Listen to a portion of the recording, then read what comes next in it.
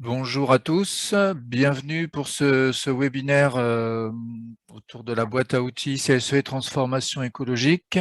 Donc je me présente, je suis Vincent Le Prince, pardon.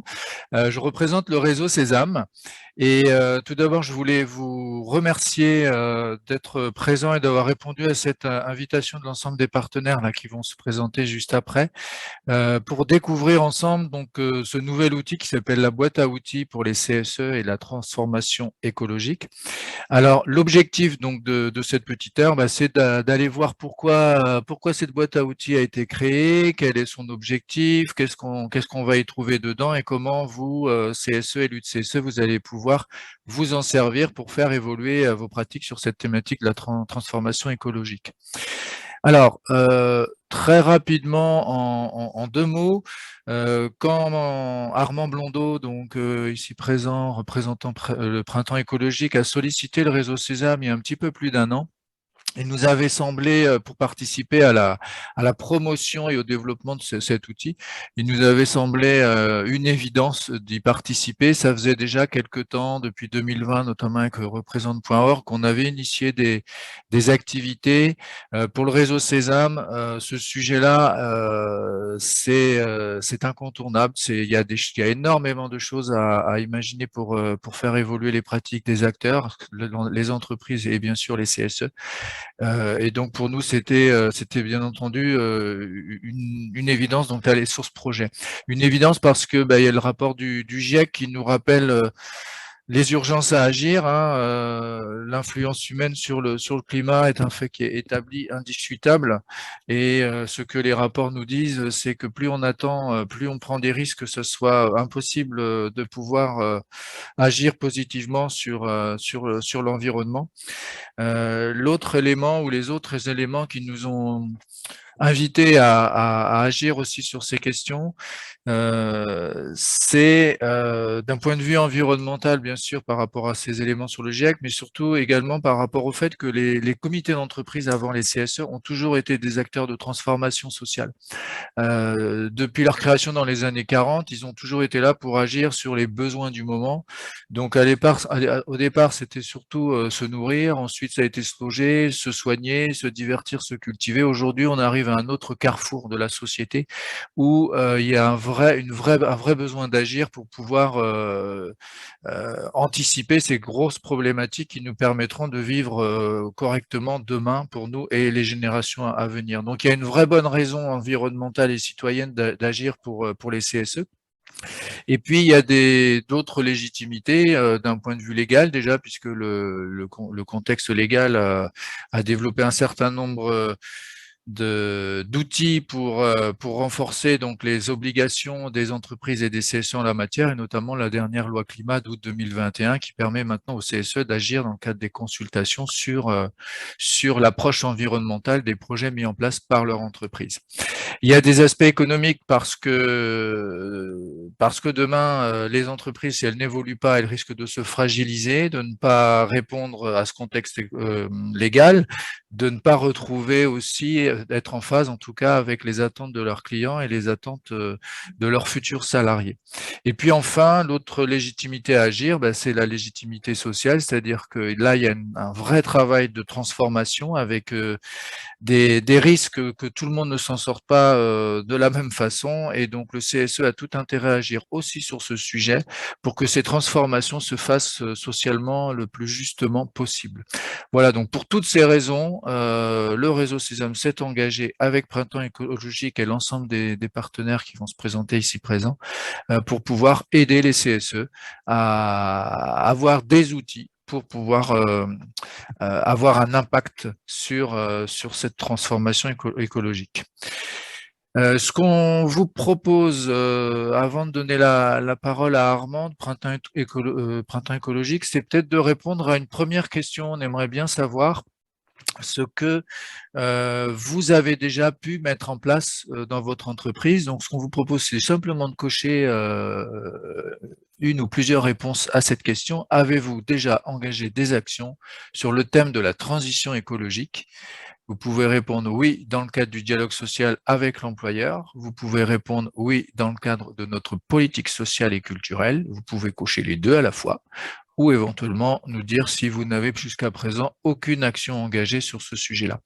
Et on reviendra sur vos réponses en fin de webinaire avec, pour ceux qui le souhaitent, la possibilité de faire un petit retour d'expérience si vous avez mis en place des choses pour nous faire part de ce qui a été, comment ça a été mis en place, éventuellement les résistances ou les difficultés que vous avez pu rencontrer pour donner des pistes aux autres CSE ici présents. Voilà, je laisse la parole à Armand pour poursuivre. Oui, bonjour, bonjour tout le monde et merci d'être venu en nombre. Et tout d'abord, merci à Vincent et au Sésame, Rose Sésame en général pour leur soutien sur ce projet et nous aider à le diffuser. Donc, moi, je me présente, donc c'est Armand Blondeau. Je travaille pour le Printemps écologique, donc il y a un nouvel éco-syndicat qui s'est créé il y a 3 ans maintenant, vraiment avec l'optique d'outiller et de représenter les salariés qui veulent s'engager pour la transition écologique de leurs entreprises. Donc pour faire bref, on s'est constitué en syndicat notamment pour pouvoir utiliser tous les outils que propose le dialogue social, que propose la négociation collective, que propose en gros les instances et le code du travail aujourd'hui pour permettre aux salariés de s'exprimer et de devenir acteurs en fait dans l'entreprise, notamment en ce qui nous concerne pour les enjeux de transformation écologique et sociale. Moi, en particulier, donc, je fais partie du bureau fédéral du Printemps écologique et plus particulièrement par rapport à la boîte à outils, c'est moi qui ai été à la coordination en fait du montage de cette boîte à outils. Et voilà. Et en ce qui me concerne, le Printemps écologique, je m'occupe tout particulièrement du suivi et de l'accompagnement de nos salariés et de nos élus CSE qui agissent en PME. Et je vais passer la parole à à Manon d'abord pour qu'elle puisse se présenter. Bonjour à toutes et à tous, je vais faire vite, mais je travaille aussi au Printemps écologique et je suis particulièrement en charge des questions liées à l'animation de communauté et l'accueil adhérent. Et puis j'ai accompagné Armand dans la conception de la boîte à outils et son animation. Je laisse la parole à Maxime. Merci Manon, enchanté toutes et tous. Maxime Balsa, donc je suis l'un des cofondateurs de Représente.org. Nous sommes une SCOP, société coopérative, qui accompagne les CSE à proposer des avantages plus durables. Donc, on existe depuis 3 ans à peu près, et il y a donc principalement composée d'anciens élus CSE. Aujourd'hui, une société coopérative de 9 personnes. Et nous, on va proposer aux CSE donc à la fois des idées pour renouveler leurs avantages et des pistes. Donc, on est à la fois une petite main aussi qui aide à l'exécution. Et c'était un peu l'idée dans cette boîte à outils, c'était de glisser des idées pour faire bouger le CSE d'un point de vue plutôt ASC de notre côté. Et peut-être que du coup, Benoît peut se présenter.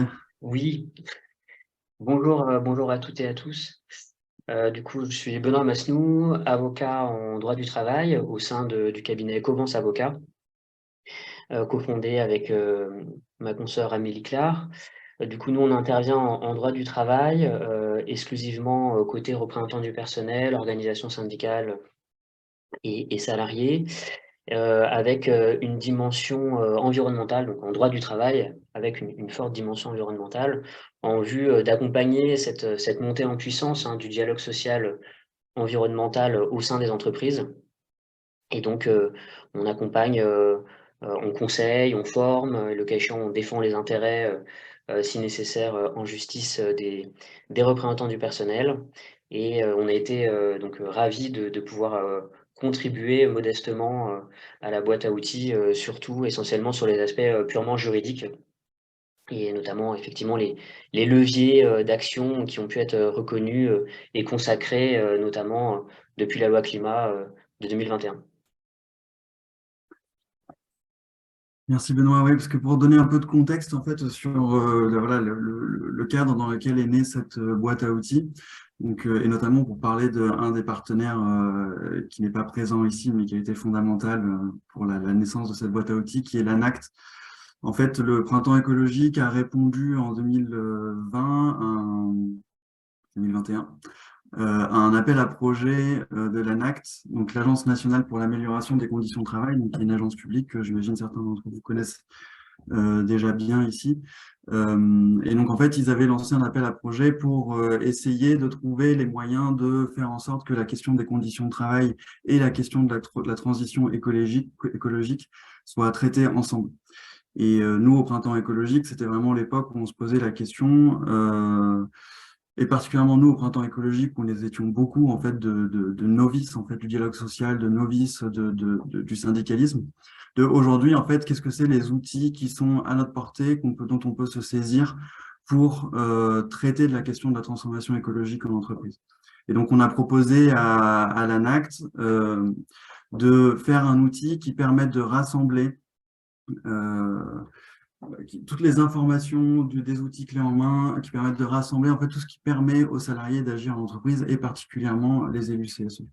Et donc l'idée de cette boîte à outils, elle est venue et on s'est dit que voilà, on avait besoin aussi en fait de réunir une certaine expertise qui existait et que nous on n'avait pas. Qui permettent de se saisir vraiment de voilà qu'est-ce que le droit du travail propose, comment fonctionnent aujourd'hui les différentes leviers à disposition du CSE. C'est pour ça qu'on a fait appel à Covence Avocat et à Représente.org et aussi au réseau Sésame, parce que l'idée c'était vraiment, ok, on sait qu'on doit réunir de l'expertise, mais on sait qu'on doit aussi réunir de l'expérience.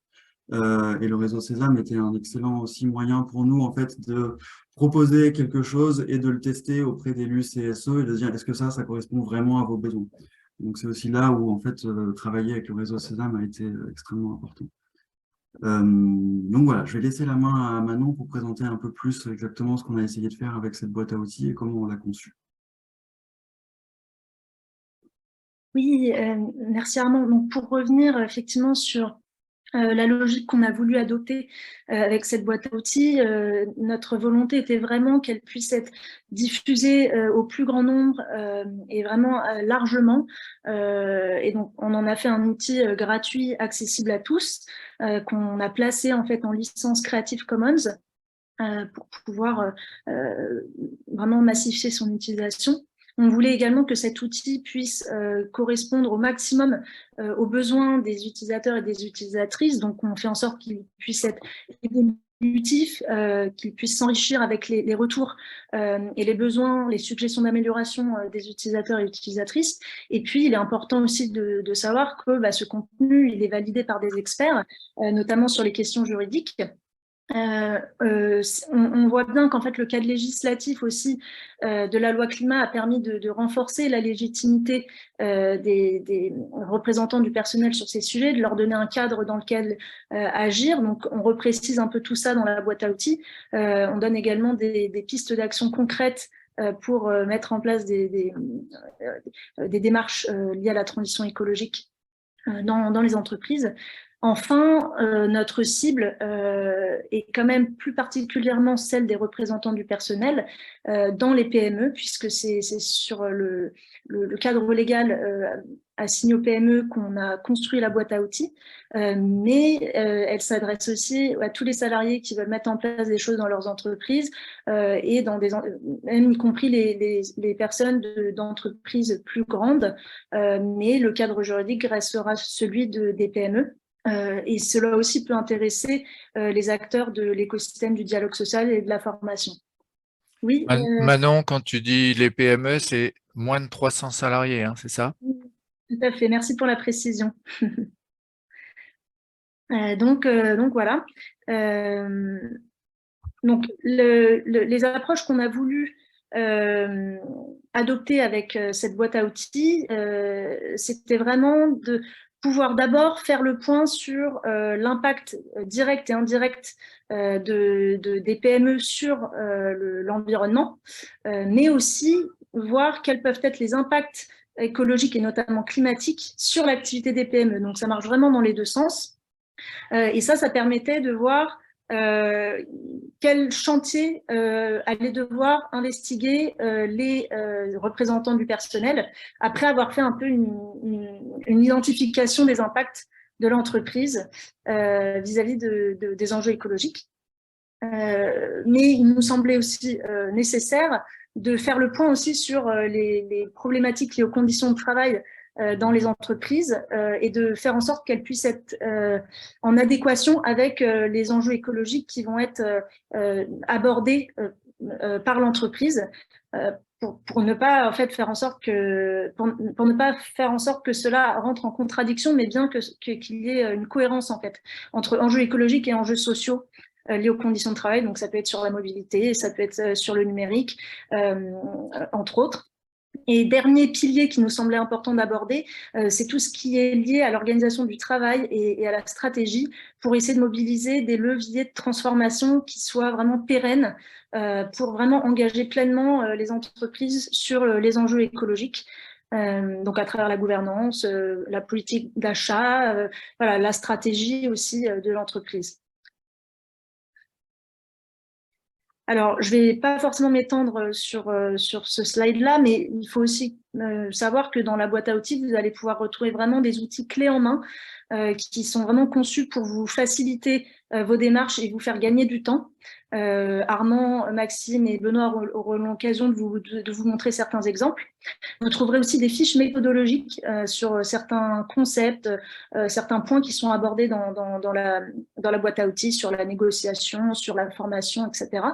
Et vous trouverez également des ressources pour vous permettre d'aller plus loin sur certains points, que ce soit en termes de formation ou pour mobiliser des aides, par exemple. Enfin, avant de donner la parole à mes collègues, on a voulu adopter une logique en plusieurs étapes. D'abord, pouvoir permettre aux représentants du personnel de faire le point sur la situation dans leur entreprise avant de s'engager dans la mise en place de certaines actions pour qu'elles soient les plus utiles et cohérentes possibles avec la situation de l'entreprise, justement.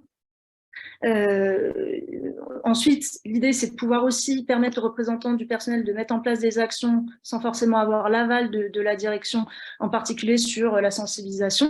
Et ensuite, le pilier suivant concerne vraiment le dialogue social, la négociation avec la direction.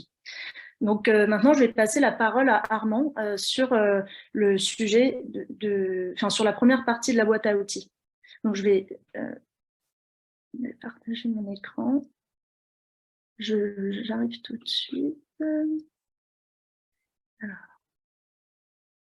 Hop.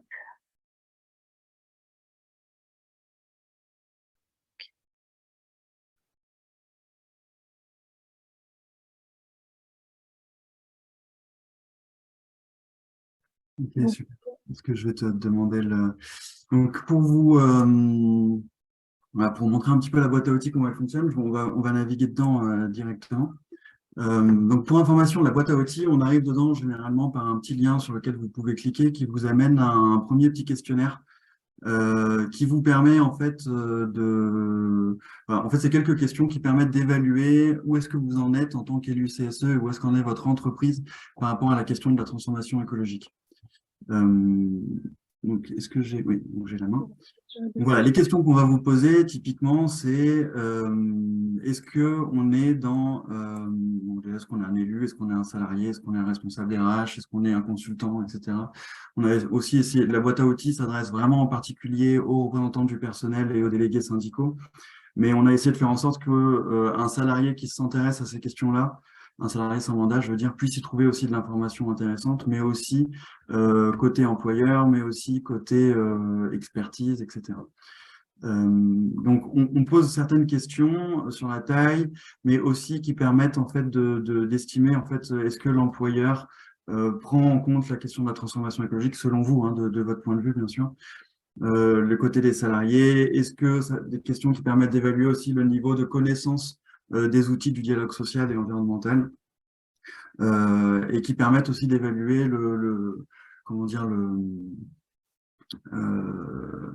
l'état, en fait, le climat social dans l'entreprise, parce qu'on s'est rendu compte, en fait, en faisant notre étude, parce que cette boîte à outils, elle a été conçue après 6 mois d'études et d'interviews et d'ateliers avec des représentants du personnel de PME, voilà, en fait, selon les profils d'élus CSE, les outils dont on allait avoir besoin pouvaient être très différents. Donc, selon, en fait, est-ce qu'il y a des enjeux sociaux assez classiques, on va dire, qui sont par exemple déjà bloquants dans le dialogue social, ou est-ce qu'au contraire tout va très bien? Est-ce que la direction prend ces sujets-là déjà très au sérieux? Est-ce que les salariés, les collègues, les élus CSE sont déjà très sensibilisés ou non? Et du coup, en fait, on fait ce petit questionnaire qui permet de évaluer le niveau, en fait, où est-ce qu'on en est par rapport à ces enjeux-là en tant qu'élu CSE, et ensuite de faire une recommandation par email des meilleurs outils, des outils les plus pertinents pour les élus. Parce que on s'est vraiment dit que il fallait que cette boîte à outils, elle puisse s'adresser à la fois à des élus CSE aguerris qui maîtrisent bien les outils du dialogue social, mais qui se posent la question de comment en faire plus sur la question de l'écologie, que par exemple des gens qui sont déjà très investis sur la question de l'écologie en entreprise, mais qui sont des tout nouveaux élus CSE et qui se disent, OK, j'ai plein d'idées sur l'écologie, mais alors je ne maîtrise pas du tout les questions de dialogue social, comment fonctionne une information-consultation, comme on voit ici, comment ça marche la négociation collective, etc. Donc, on veut s'adresser vraiment à ces profils-là, qui sont des profils qui ont vraiment besoin d'outils très différents. Donc, la boîte à outils, elle est constituée en deux... Non, j'ai pas... Si, j'ai la main. Trois grandes parties dans cette boîte à outils. Une première, je m'engage dans de bonnes conditions, que je vais vous présenter rapidement, qui est vraiment celle où on se positionne plutôt en début de mandat et on se pose les questions, aujourd'hui, ça va être quoi mes terrains d'action en tant qu'élu CSE? Ça va être quoi les sujets sur lesquels il faut que j'agisse et comment est-ce que je me constitue une feuille de route collectivement, avec mes collègues, avec les élus CSE, avec la direction. Et ensuite, une fois qu'on a choisi ce terrain d'action et comment on va agir, on se forme et aussi on essaye de voir comment est-ce qu'on peut suggérer des organisations ou des ressources qui vont nous permettre en fait d'agir, de ne pas agir seul et d'agir vraiment avec un maximum de ressources à ses côtés. Parce que un des gros constats en fait qu'on a fait dans notre étude, c'est qu'on se retrouvait face à des élus CSE qui parfois en fait avaient plein d'idées, avaient envie d'agir, mais qui n'avaient pas forcément le temps en fait de faire tout ce qu'ils avaient envie de faire. Donc nous, ce qu'on recommandait par rapport à ce qu'on recommande par rapport à cette problématique du manque de temps, en fait, c'est d'aller chercher des ressources, d'aller chercher de l'accompagnement dans l'entreprise, mais aussi en extérieur, c'est-à-dire en gros ne pas agir seul. Et donc vous allez voir par exemple ici dans se donner des objectifs, on propose différents outils qui peuvent être très clés en main, donc diagnostiquer pour cibler les bons terrains d'action. Là, on va y trouver des conseils en fait pour analyser l'empreinte écologique de mon entreprise, ou aussi travailler sur la question quelles interactions entre qualité de vie et conditions de travail, et enfin comment mettre en place et participer à l'organisation du travail qui permette et facilite la transition écologique. Et en fait, par exemple, là-dedans, on va trouver des outils assez très clés en main. Donc, une grille de diagnostic comme ça, qui met un peu de temps à charger, qui va permettre aux élus, en fait, de se poser toutes les questions depuis leur bureau. Hein. L'idée, c'est pas de dire faire un diagnostic, c'est faire appel à des cabinets d'audit externes, etc. Non, on se pose les bonnes questions avec les informations dont on dispose en tant que salarié de l'entreprise. Donc voilà, ça c'est une petite grille par exemple que vous pourrez découvrir et explorer qui vous permettra de vous poser les bonnes questions en tant qu'élu sur quel est l'impact de l'activité de mon entreprise, quels vont être mes terrains d'action. Voilà, ensuite par exemple, sans y passer trop de temps, Manon, tu me dis si je suis un petit peu en train de déborder ou pas. N'hésite pas à m'interrompre. Donc voilà, ensuite c'est vraiment quelques outils sur comment mobiliser la formation, comment la faire financer, que ce soit les formations classiques des élus CSE ou des formations qui sont un peu plus généralistes et qui pourraient s'adresser à l'ensemble des salariés. Donc là, c'est vraiment les trucs et astuces aussi sur comment mettre de l'écologie dans ces formations qu'on a généralement en tant qu'élu CSE. Voilà, se faire accompagner, donc voilà, tous les types d'acteurs qui peuvent vous accompagner, et on essaye un petit peu de donner les recettes sur voilà, comment aller chercher tel type d'expertise quand on veut agir vite et bien, et surtout quand on n'a pas beaucoup de budget. Donc, voilà, ça, c'est quelque chose sur lequel on essaye d'insister. Juste un petit complément d'information sur la partie formation. Historiquement, il y a une formation auquel les élus de CSE ont accès, c'est la formation économique des élus titulaires. La loi climat a bien rappelé que cette formation à dominante économique, maintenant, elle peut contenir des contenus environnementaux. Donc, vous pouvez, quand vous souhaitez partir en formation, notamment en début de mandat, sur ce dispositif-là, vous pouvez, avec l'organisme de formation que vous sollicitez, regarder dans le contenu qu'est-ce qu'il y a comme élément de contenu quoi, en lien avec, avec ce sujet. Ouais.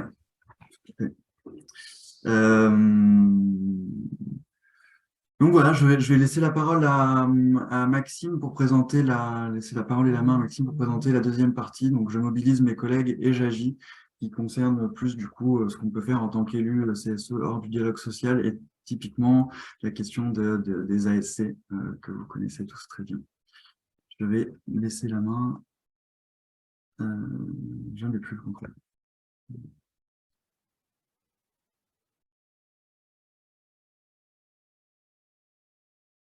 Et je déroule mon micro. Merci beaucoup, Armand, pour cette passation. Effectivement, moi, je vais plus vous parler des ASC pour plusieurs raisons. Déjà, le premier, c'est un chiffre un peu massu, mais quand même, à l'échelle de la France, les ASC en cumulé, c'est 11 milliards d'euros de budget qui sont fléchés chaque année. Entre ce que le CSE offre directement avec les cartes cadeaux, qui sont entre 2 et 3 milliards d'euros, et tout ce qui va induire en voyage ou autre, ou en payant la moitié de tickets, par exemple, au total, ça fait 11 milliards d'euros. Donc, on se rend compte que c'est une grosse somme qui peut assez vite être fléchée différemment. Et le second sujet, c'est que c'est quelque chose qui peut être fait directement par les élus.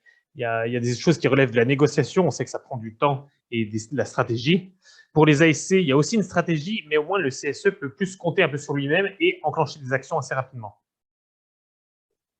Donc, si je vous montre un petit peu ce qu'on a essayé de faire dans cette boîte à outils, c'était dans cette thématique, vous donner les ressources et des fois, comme pour la partie stratégie, c'est-à-dire avec des parties très, très concrètes, très applicables. Si on commence sur les ASC responsables, et vous pourriez déjà dire qu'est-ce que des ASC responsables, grand sujet et vaste débat, mais on pourrait le voir sous deux angles. Le premier, ça va être de remplacer ce que le CSE fait déjà par des choses plus sobres, des choses tout simplement moins polluantes, faire la même chose mais de manière moins polluante, ou alors proposer des nouveaux avantages qui font découvrir des nouvelles manières de vivre et des nouvelles manières de consommer.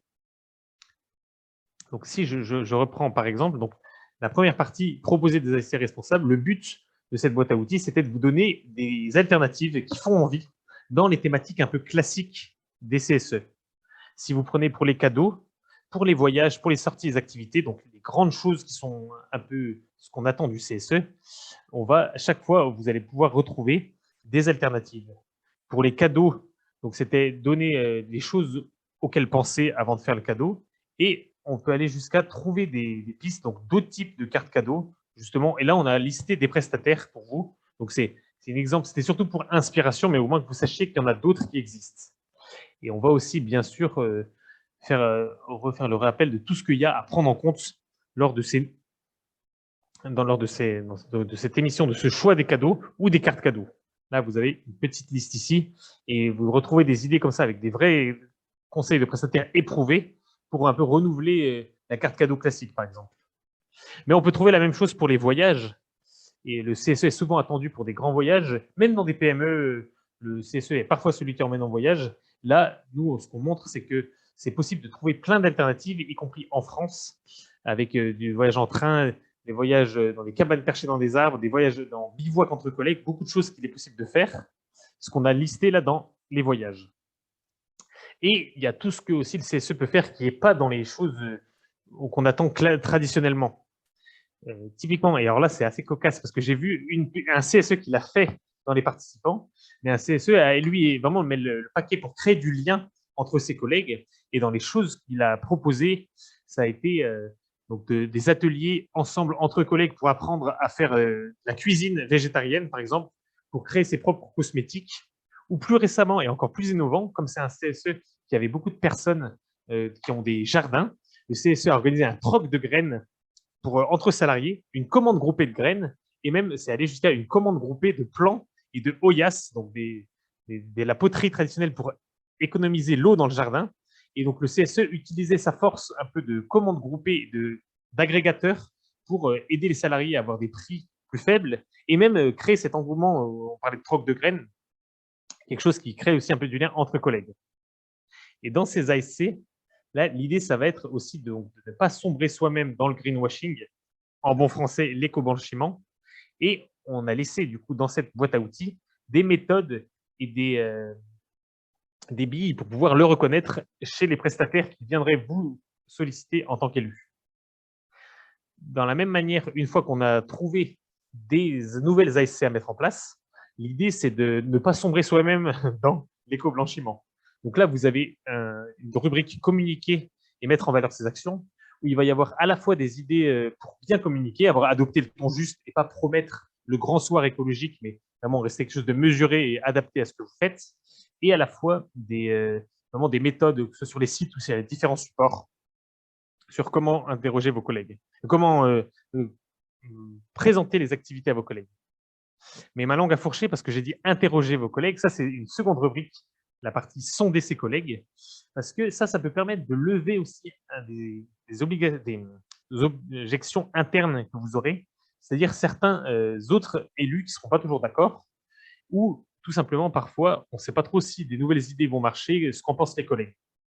Là, on vous a livré une trame assez synthétique d'une de nos prestations, qui est l'enquête de ciblage, où vous allez pouvoir sonder vos collègues, et on est allé jusqu'à faire cette vraie trame avec quelque chose d'assez basique, des questions qui sont éprouvées, elles sont dessus.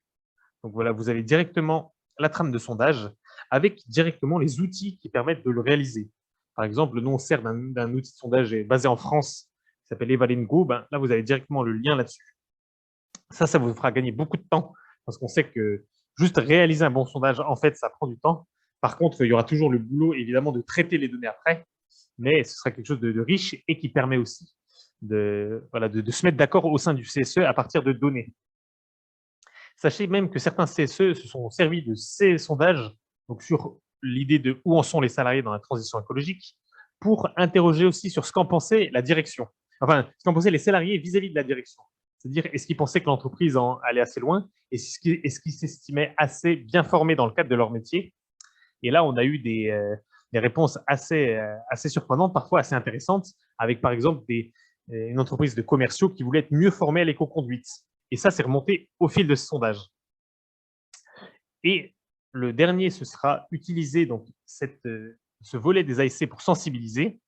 Donc, on explique un petit peu ce que c'est la sensibilisation, mais c'est une nouvelle fois utiliser les budgets du CSE pour créer du commun, créer du lien et ouvrir à apporter d'autres informations à ses collègues, que ce soit au sein du CSE, mais surtout avec tous vos autres collègues. Donc là, pareil, on a mis des exemples d'actions de sensibilisation, des choses qui peuvent glisser sur le budget ASC, qui des fois en plus peuvent vraiment avoir une idée de créer du lien, donc que ce soit des ateliers, la fresque du climat, très classique, mais il y en aurait d'autres, fresque de la biodiversité, visite pédagogique ou café et réparation. C'est toutes des choses que le CSE peut proposer. Et s'il se rend compte qu'il a une direction qui est motivée, il peut le pousser et proposer à cette direction ces idées-là en disant nous, CSE, on aimerait bien que vous organisiez une fresque du climat pour les collègues, par exemple. Et je vais passer la parole à Benoît pour cette partie, justement, échange avec la direction. Merci, Maxime. Du coup, effectivement, en complément, vous avez dans la boîte à outils une partie « Je dialogue et je négocie avec ma direction ». Donc, c'est la partie légèrement plus juridique, mais légèrement, hein, je vous rassure, faut pas que ça vous fasse peur. De toute façon, l'objectif était de rendre accessible au plus grand nombre hein, le contenu de la boîte. Donc, bien évidemment, à chaque fois, on a essayé d'expliciter les données juridiques en présence.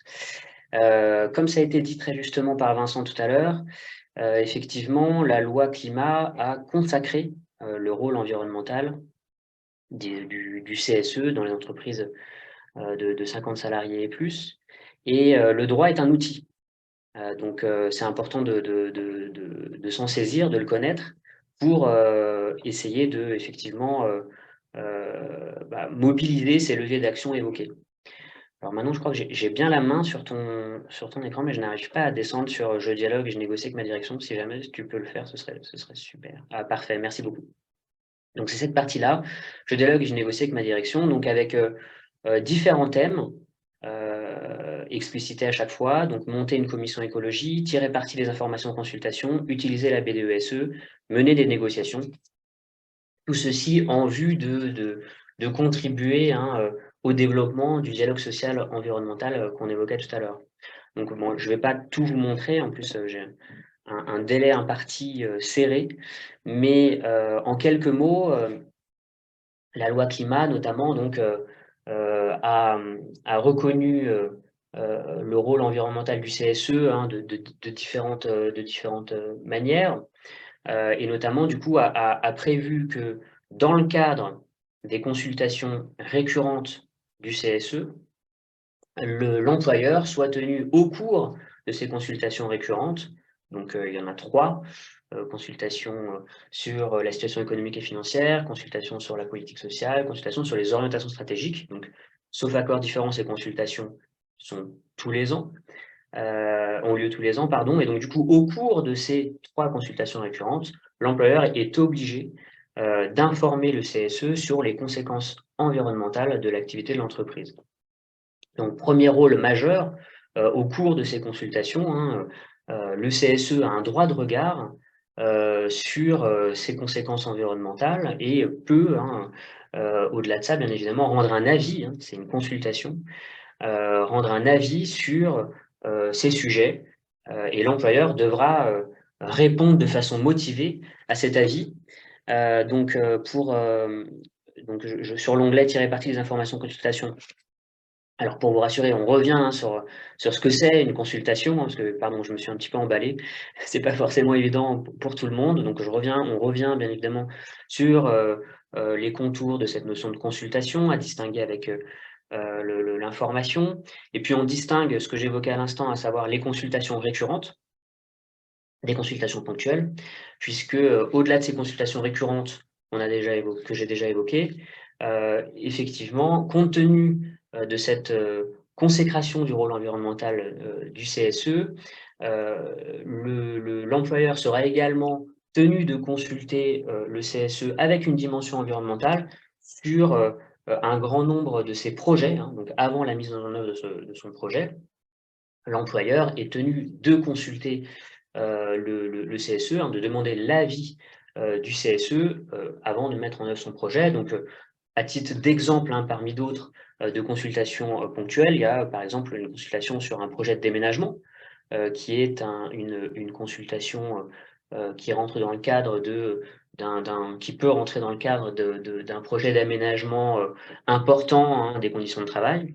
Et donc, à titre d'exemple, lorsque l'employeur consulte le CSE sur un projet de déménagement, préalablement à la mise en œuvre du projet, il y aura une dimension dans la note remise au CSE en vue que celui-ci rende un avis sur ce projet, normalement, une dimension environnementale, donc, et le CSE pourra poser des questions, échanger avec la direction sur les conséquences environnementales du projet de déménagement de l'employeur.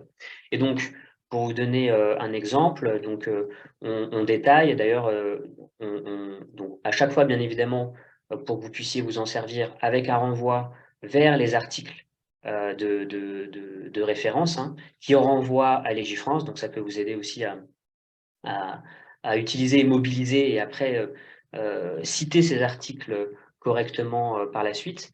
Et à chaque fois, donc on précise potentiellement quand doit intervenir la consultation, ce que peut demander le CSE dans le cadre de cette consultation, comment, comme le disait Armand, le CSE peut se faire accompagner, le cas échéant, si nécessaire.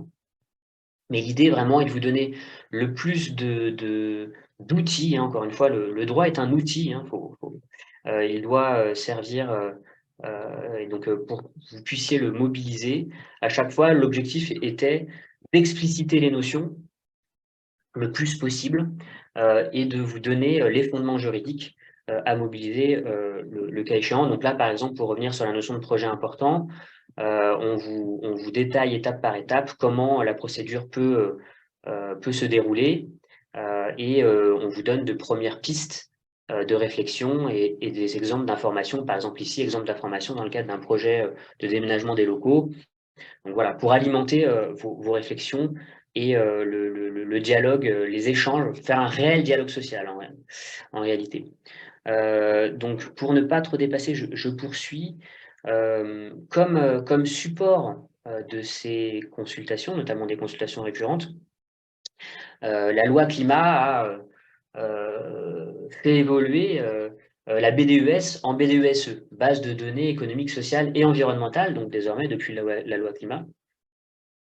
Donc là aussi, hein, dans la même logique, comme c'est un support juridique qui peut être très utile, on est revenu sur ce que c'est la BDESE, ce qu'elle doit contenir, en tout cas à défaut d'accord sur le sujet.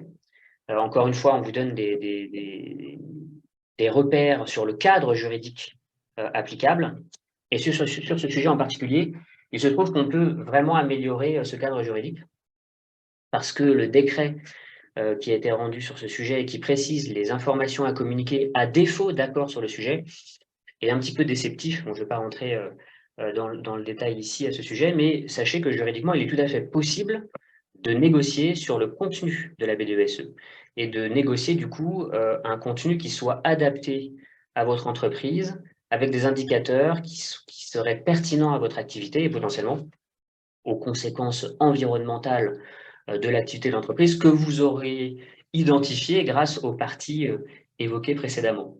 Et donc là aussi, donc sur le même modèle, donc on a repris donc qu'est-ce que la BDESE, que doit contenir la BDESE, et ici c'est vrai qu'on en a profité pour, dans l'hypothèse où vous souhaiteriez négocier sur ce sujet, aménager le contenu de la BDESE.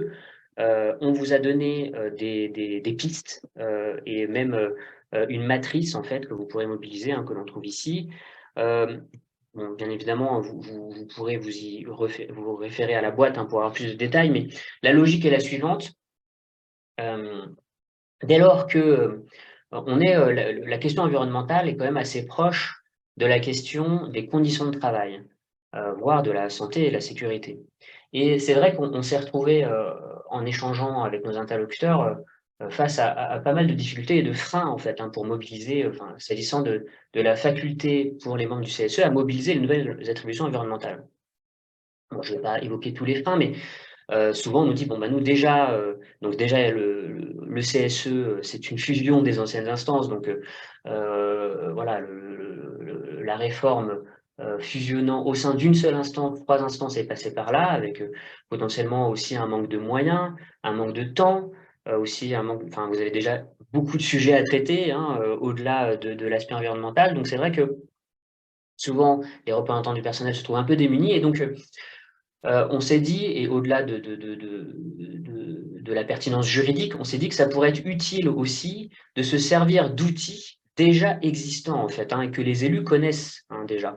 Et c'est vrai, il se trouve, et ça pour le coup on en est convaincu, qu'un certain nombre d'outils d'ores et déjà existants dans le Code du travail en matière de santé-sécurité pouvaient être mobilisés pour permettre aux élus d'être à l'aise dans l'exercice de leurs attributions environnementales. Et notamment, par exemple, du coup, dans la perspective de négocier le contenu de cette BDESE, il nous semble pertinent de s'inspirer de ce qui peut exister s'agissant du DURP, document unique d'évaluation des risques professionnels.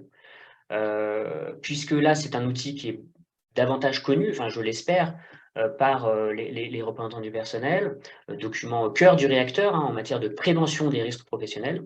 Et il est vrai que l'idée, pour bâtir une BDESE utile, peut être intéressante de s'inspirer de la structure qui peut exister pour le document unique d'évaluation des risques professionnels. Donc on vous donne des pistes ici, là encore une fois, je ne dévoile pas tout pour vous donner envie d'aller voir ce qu'il y a dans la boîte, mais du coup, on vous donne des indices et il y a même une matrice hein, d'élaboration d'indicateurs environnementaux que vous pourriez, le cas échéant, négocier en vue d'améliorer cet outil.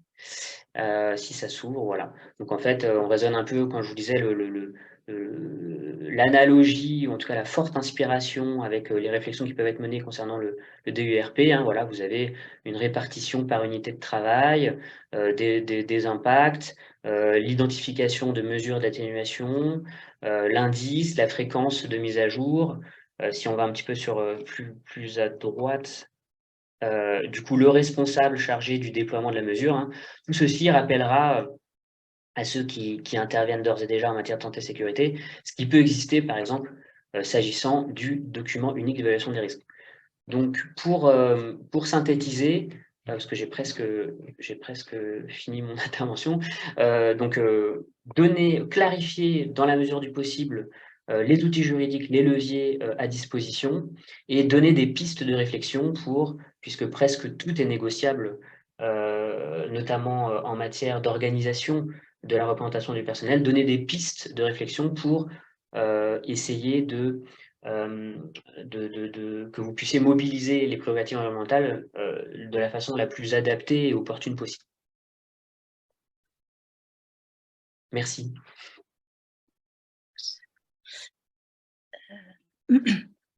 Merci beaucoup, Benoît. Alors moi, je vais conclure très rapidement avant de laisser un temps d'échange à la salle pour répondre à vos questions. Donc, je vais rapidement je vais repartager rapidement mon écran.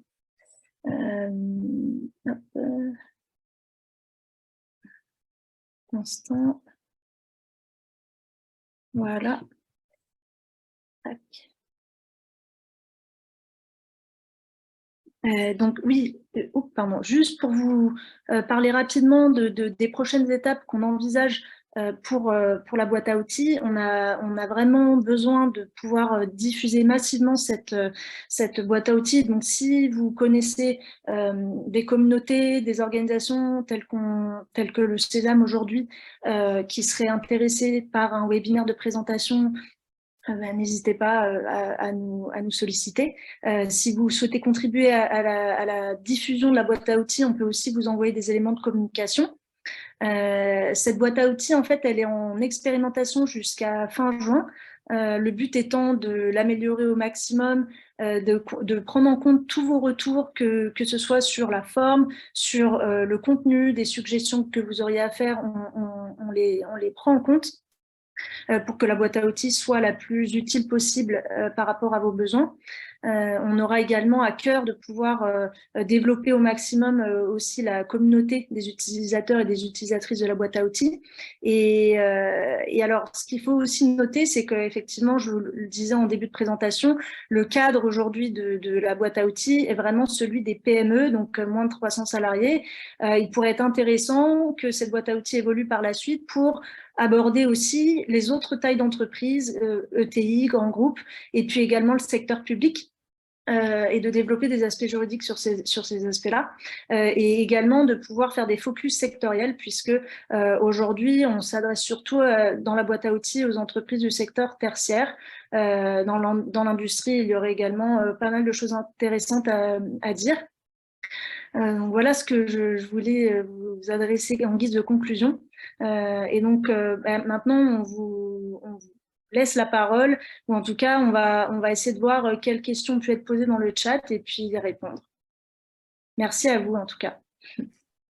Oui, merci à vous en tout cas d'avoir présenté ce tour d'horizon là assez complet de ce qu'on trouvera dans la boîte à outils. Alors, il y a Minerve Calderari qui souhaitait poser une question et donc on va lui donner la parole. On va lui demander peut-être de présenter la structure pour laquelle elle est présente. Et puis, je vous propose de noter 3 questions en parallèle. Donc, on va peut-être répondre aux 3 questions puis donner la parole à Minerve ensuite. La première question, c'est comment accède-t-on à cette boîte à outils ? Question plutôt simple, je pense. Pourquoi le cadre choisi est-il celui des PME? Et la troisième question, peut-on diffuser votre boîte à outils? Je dirais même, peut-on diffuser notre boîte à outils, puisque maintenant c'est la vôtre, puisqu'elle est ouverte à tous. Peut-on diffuser la boîte à outils à des membres de notre entourage qui ne sont ni élus de CSE, ni adhérents Sésame, mais plutôt des personnes déjà investies dans la cause, entre guillemets, écologique? Donc, 3 questions peut-être auxquelles vous pouvez répondre rapidement tout de suite, et puis après on donne la parole à Minerve. Ouais, du coup, je vais répondre. Comment accède-t-on à la boîte à outils? Ben, c'est très simple. On peut vous donner un lien. Je sais pas. Moi, je n'arrive pas à partager le lien directement sur le chat, mais celui que je partage là, si on peut le remettre sur le chat pour tout le monde, ça serait parfait. En fait, et du coup, peut-on diffuser votre boîte à outils à des membres de cet ouvrage? Vous êtes les bienvenus à partager la boîte à outils à tous ceux que ça peut intéresser, hein. Déjà, la boîte à outils, elle a été financée sur fonds publics et nous, ça nous tient à cœur que cette boîte à outils, elle soit disponible à tous ceux qui peuvent s'en servir. Voilà, pour info, nous, on est un syndicat de salariés.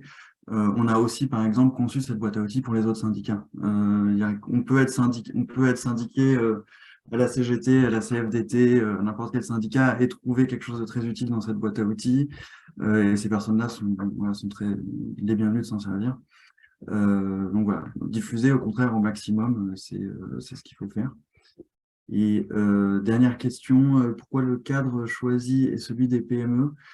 En fait, c'est aussi notre proposition de faire une boîte à outils à la destination des élus CSE de PME. Ça correspond aussi au fait que c'est ceux qui ont le moins de moyens, notamment le moins de moyens pour faire appel à de l'expertise payante. Et aussi, c'est eux qui ont le moins de temps. Et aussi, nous, ce qu'on constate, hein, c'est que la présence syndicale est beaucoup moins forte en PME. Du coup, il y a aussi moins d'accompagnement, moins de savoir-faire, moins de connaissances sur ces thématiques-là. Donc, voilà, on a bien vu que les élus CSE qui veulent s'engager en PME, en fait, ils ont aussi parfois un problème se sentent pas légitimes à agir parce qu'ils ont l'impression de ne pas avoir suffisamment de connaissances sur comment fonctionnent toutes ces instances, sur comment est-ce qu'on peut discuter, interpeller l'employeur, etc. Donc, nous, on voulait vraiment mettre à disposition ces ressources-là pour ceux qui ne les ont pas, et c'est principalement dans les PME. Et aussi, on est convaincu que dans les PME, on a beaucoup de choses à faire. Très souvent, on crée des outils pour les grosses entreprises en se disant c'est par là que ça va se passer, c'est là que les grands changements vont avoir lieu. Moi, je suis convaincu aussi qu'on peut montrer en fait comment les choses peuvent changer positivement par les PME parce que c'est parfois plus souple, plus humain, plus direct, plus rapide. Donc voilà, si vous êtes élu en PME, il faut y croire, il faut se dire qu'on peut faire changer les choses aussi là-dedans.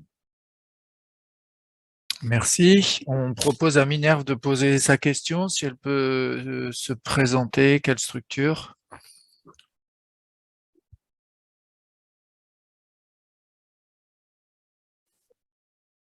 Alors Jordan, est-ce qu'il y a une petite intervention technique à faire pour lui permettre de s'exprimer directement? Oui, alors Minerve a juste à activer son micro et elle pourra prendre la parole. À moins qu'elle n'ait plus envie de prendre la parole, ça c'est autre chose. Okay. Alors, en attendant de voir si Minerve souhaite prendre la parole, est-ce que Jordan, tu peux nous présenter le résultat de la question qu'on a posée en préambule de ce webinaire, Oui, pour bien savoir sûr. un petit peu quelles étaient les pratiques que vous avez pu déjà engager. Est-ce que vous avez rencontré des difficultés particulières ou pas? Donc, je rappelle quelle était la question. Avez-vous déjà engagé des actions sur le thème de la transition écologique? Donc, vous êtes 36% à avoir répondu oui dans le cadre du dialogue social avec l'employeur. Donc là, on est plus sur la relation directe employeur, santé au travail, attribution économique et professionnelle notamment. Oui, dans le cadre de notre politique sociale et culturelle, donc 20%. Donc, vous avez aussi mené des actions dans le cadre de l'activité où, comme le disait Maxime, vous avez un petit peu plus d'autonomie de gestion. Et vous êtes quand même 48% à nous indiquer que vous n'avez mené aucune action sur ce sujet. Donc, c'est un pourcentage important, mais en partie compensé par votre présence, c'est-à-dire que nous, on lit entre les lignes que vous avez envie d'agir sur ces questions-là. Donc, là, vous avez, à mon sens, quand même un outil assez complet pour pouvoir agir. Vous avez effectivement vu que ça couvre l'ensemble du champ d'intervention du CSE, hein, aussi bien la mission sociale et culturelle, où là, il y a, comme le disait Maxime, vous pesez économiquement parlant relativement de façon importante. Vous avez des vrais choix à faire, vous avez de l'autonomie de gestion. Enfin, il y a un vrai impact possible sur les actions que vous pouvez mener. Et puis sur la partie du dialogue social plus proprement dite, c'est parfois un petit peu plus difficile, plus délicat de se faire entendre auprès de l'employeur. Il y a des vraies contraintes, mais comme on le disait en préambule, il y a aussi des arguments à développer, mais je pense que cette boîte à outils va vous aider. Il y a des vrais arguments à développer, c'est que la transition écologique, c'est surtout pas qu'une contrainte, c'est aussi et surtout une opportunité.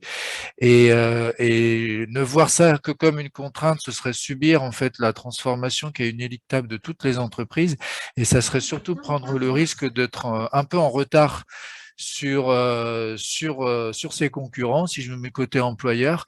Et en tant que représentant du personnel, je pense qu'il faut vraiment, si vous le pouvez, vous appuyer sur cette cohérence qu'il y a entre évoluer vers une dimension plus respectueuse de l'environnement et faire le lien avec la performance des entreprises, parce que je le répète, si demain votre entreprise ne produit pas les produits ou les services qui sont en phase avec les attentes de son marché, si demain vous êtes une société qui n'a pas les codes des nouvelles générations qui veulent travailler dans une entreprise où il y a du sens, l'entreprise peut se retrouver très clairement en difficulté.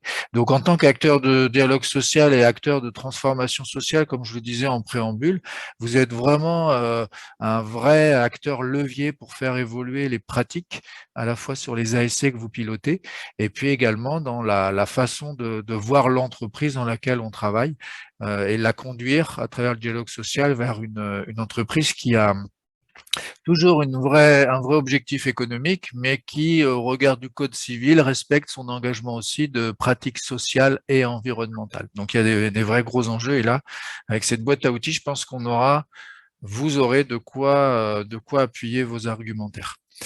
Je ne vois pas d'autres questions. Si nous avons Lou F qui nous demande combien de personnes ont répondu à votre sondage. Nous étions, Jordan, 31, je crois. Oui, c'est ça, tout à fait. 31 personnes. Est-ce que parmi les participants élus, il y a des personnes qui veulent témoigner d'une initiative, de quelque chose qui s'est bien passé, de difficultés rencontrées, de résistance, soit chez les autres élus, soit chez les salariés, soit chez l'employeur? C'est le moment ou jamais, sinon on va conclure ici.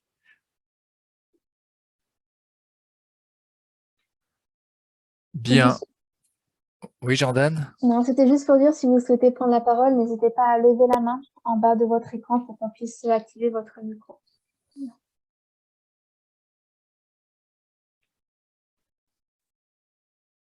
Ah, nous avons Armand, effectivement, qui souhaite prendre la parole. Donc, je vais vous permettre de pas. Oui, excusez-moi. Vincent? Allez-y, non, pardon, Jordan. Armand, on vous écoute. Vous pouvez activer votre micro, Armand. Je n'avais pas mon son, excusez-moi. Oui, je voulais bien témoigner éventuellement d'une action qu'on mène depuis 3 ans. Alors, quel secteur d'activité, taille de l'entreprise? Voilà, ok, je vais repréciser les choses. Donc, on est une entreprise qui travaille dans le domaine de l'électronique, industrie professionnelle. On fait des radiocommandes. Et on a mis en place en décembre 2020, maintenant, un plan de mobilité et qui marche bien, puisqu'on a quand même, sur le site, on est 61 à ce jour. On fait partie d'un groupe de 3500 personnes. Et localement, on a mis un plan de mobilité donc, qui regroupe à ce jour 57% des salariés. Donc, on est 36 à se déplacer le plus possible autrement que tout seul dans sa voiture. Donc, principalement du vélo, du covoiturage. On s'appuie sur le forfait mobilité durable. Et ce taux de réussite, on le doit à trois facteurs que j'ai identifiés. Une volonté de la direction de dire « Ok, on trouve une solution alternative à grossir un parking, puisqu'on était en limite de place. » Une véloroute qui passe à proximité, une véloroute voie verte, hein, c'est un axe structurant vélo, qui passe à côté de chez nous et qui dessert Grenoble. Comme vous savez, Grenoble est assez pourvue en pistes cyclables, et notamment en aménagement cyclable, et une ville assez en avance sur le vélo taf. Et donc, bah voilà, ça marche parce qu'effectivement, on a cette véloroute, on a une volonté de la direction. On a mis en place effectivement des structures d'accueil, stationnement, plus douche, ainsi de suite. Donc, effectivement, tout pour réussir ce côté-là. Voilà, donc je tenais à témoigner cette partie-là. Alors, il est vrai que bon, je connais un peu le sujet, donc je suis un petit peu moteur là-dessus. Et surtout, le dernier ingrédient qui est hyper important, c'est l'animation, quoi. On dit l'animation permanente, c'est-à-dire chaque mois. Alors, j'utilise un truc tout bête, puisque les gens, dans le cadre d'un forfait mobilité durable, ils doivent comptabiliser leur trajet. On a un questionnaire en ligne qui est permanent, via un QR code qui est facilité d'accès, et ils doivent renseigner régulièrement leur trajet. Donc, chaque mois, je fais une com en disant aux gens, bah, n'oubliez pas de saisir le trajet du mois, pour qu'en fin d'année, on puisse leur verser, et c'est ça qui est intéressant, on leur verse quand même 400 € pour 75 trajets. Donc, c'est la barre, elle est basse. Ce n'est pas notre volonté, c'est la volonté de la direction d'emmener le maximum de personnes. Donc, 75 trajets, c'est un jour sur 3 globalement, quoi. Et on arrive à emmener à peu près sur les 36 personnes, on arrive à emmener à peu près une trentaine de personnes chaque année. Donc voilà, donc c'est pas mal et ça grossit de plus en plus. Et donc, on a atteint une masse critique, puisqu'aujourd'hui, il y a des gens qui se racolent, qui trouvent des moyens pour dire, bah, finalement, je vais me débrouiller, tiens, je vais me mettre en vélo parce que je peux acheter un vélo électrique, ou je peux covoiturer de temps en temps avec mes collègues. Donc, sans trop forcément faire du rabâchage, c'est plutôt le fait de le faire savoir. Alors, je n'ai pas dit, mais le dernier volet aussi, ça je ne le dis pas assez, c'est que je fais pas mal de pubs sur les réseaux sociaux de ce qu'on fait, aussi bien pro qu'individuel. Il y a un groupe Vélotaf sur Facebook qui regroupe 30 000 usagers, j'interviens régulièrement dessus, ça marche bien. Je peux savoir ce qu'il en est, toujours d'une manière positive. Et puis, d'un point de vue professionnel, c'est pareil. Même ma boîte aujourd'hui communique là-dessus, parce qu'ils ont bien aperçu que c'était quand même un levier intéressant pour faire venir des gens, puisque nous, on a un gros souci sur Grenoble. Travailler en électronique, c'est un secteur on a du mal à recruter. Et aujourd'hui, avec cette démarche-là, pas seulement celle-ci, hein, mais celle-là contribue effectivement à rendre la boîte plus attractive, puisque quelque part, on paye les gens pour venir bosser en vélo, quoi. Voilà, c'est le côté intéressant par rapport à ça. Donc voilà, je tenais à témoigner, c'est vraiment un point important pour emmener le monde. Et dernier sujet, et les CSE ne sont pas assez sensibilisés sur ce sujet. Autrement dit, on était briefé sur les problèmes de social, de manière générale, temps de travail, ainsi de suite. Ça, c'est clair, on est très bon, on est bien accompagné. Par contre, on trouve très peu de personnes qui nous accompagnent sur la mobilité. Alors, voilà, donc c'est un point sur lequel ça manque un peu. Alors, sur Grenoble, on est quand même un petit peu aidé, parce que la métropole a mis en place un truc qui s'appelle le Club Mobilité, Club M-Pro, qui permet de rassembler les entreprises comme la nôtre pour discuter régulièrement de ce qui se passe. Donc, ça nous aide. Mais par le biais des CSE, je vois beaucoup trop de secteurs où les CSE sont largués parce qu'ils ne connaissent pas le sujet, ils n'ont pas le temps de s'y intéresser, et c'est compliqué. Mmh. Merci en tout cas de ce témoignage. Donc là, on est effectivement sur le levier négociation, mais je prends un petit temps sur deux petites choses. Ce que vous venez de dire, la notion d'accompagnement, etc., faut pas hésiter à solliciter vos organismes de financement des formations. Je pense aux OPCO. Il faut regarder aussi du côté des collectivités territoriales. Vous avez des régions qui sont extrêmement dynamiques aussi pour financer des formations, des démarches RSE, des choses comme ça. Donc, pour les élus de CSE, il y a un certain nombre d'acteurs territoriaux, de collectivités locales qui sont là et qui ont des moyens et des outils à vous mettre à disposition pour soit aider le CSE, mais plus souvent aider aussi les employeurs. Donc, c'est un moyen pour vous de communiquer aux employeurs des ressources qui peuvent l'aider à s'engager dans des démarches de transition. Et puis, je reviens également sur l'aspect communication. C'est valable pour toutes les actions que mènent les CSE. On néglige souvent la partie valorisation du travail que l'on mène. Je pense que si on veut effectivement embarquer d'autres élus de sa propre entreprise, parce que des fois le premier combat il est là, embarquer les salariés, embarquer la direction, bah, ce travail de communication il est hyper important. Il y a beaucoup de gens qui n'osent pas aller, qui ne voient pas toujours le sens, qui se disent à quoi bon tout ça, on n'a pas les moyens ça nous dépasse. Mais en mettant en évidence effectivement le nombre de kilomètres parcourus à vélo, bah, ça donne du sens à ces efforts que l'on fait, ça nous permet de pouvoir valoriser que tout ça, ça sert à quelque chose, ça produit du résultat. résultats. Et puis, petit à petit, on peut embarquer d'autres personnes sur d'autres initiatives et c'est comme ça qu'on pourra plus largement embarquer le reste de la troupe. Ouais, l'émulsion, c'est vraiment important, même en interne, hein. Ça Mmh. permet de valoriser ce que font les gens et c'est hyper important que les gestes soient reconnus quelque part extérieurement. Et ça, je sais que c'est un bon levier et Ouais. voilà, c'est Ah important. ouais, et puis on reparlait également de l'importance d'embarquer les salariés, d'embarquer les entreprises, parce qu'il y a, comme vous le disiez avec l'exemple du recrutement, le secteur de l'électronique n'est pas le seul malheureusement pour avoir des difficultés de recrutement. Et ça peut être, si on veut parler le discours de l'employeur et prendre des arguments qui parlent à l'employeur, ce sont des facteurs d'attractivité d'entreprise, ce sont des facteurs de pérennité et de performance de l'entreprise, c'est ce sujet de la transition écologique. Et là, il y a des arguments tout trouvés pour pouvoir initier un vrai travail de dialogue social. Merci en tout cas, Armand, pour votre témoignage. Est-ce qu'il y a d'autres personnes qui veulent témoigner? Il est 14h08, sinon on va clore ici ce temps d'information. Merci beaucoup en tout cas. Donc voilà, une vraie piste d'action pour ceux qui veulent agir. Vous avez des acteurs ici présents qui sont là aussi pour vous accompagner si besoin.